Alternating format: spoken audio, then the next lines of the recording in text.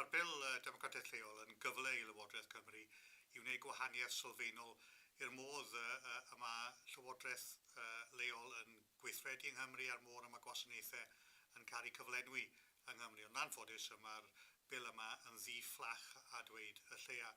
Maen nhw'n sôn am greu fframwaith unigryw ar gyfer Llywodraeth Leol yng Nghymru, ond mewn gwirionedd mae rhan fwyaf o bethau a maen nhw yn ei nodi yn y bil yma yn rhywbeth y gellid i gynnwys mewn cyfarwyddyd gan y gweinidog. Fe geisio ni symud gwelliannau fydd yn ei gwahaniaeth sylfaenol, hawl pobl i recordio a ffilmio o'r oriel cyhoeddus pan mae yna gyfarfodydd gan awdurdodau lleol.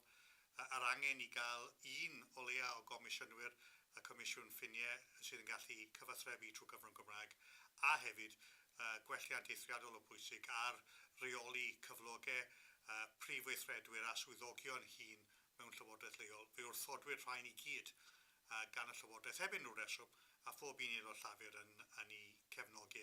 Fe roedd hynny yn siom mawr iawn i ni oherwydd yr hyn o'n i'n ceisio gwneud oedd cryfhau y bil yma ac i wneud e'n rhywbeth fyddai mewn gwirionedd yn newid y ffordd a mae Llywodraeth Leol yn gweithredu ac yn ei wneud e'n fwy effeithiol mwyn pobl Cymru.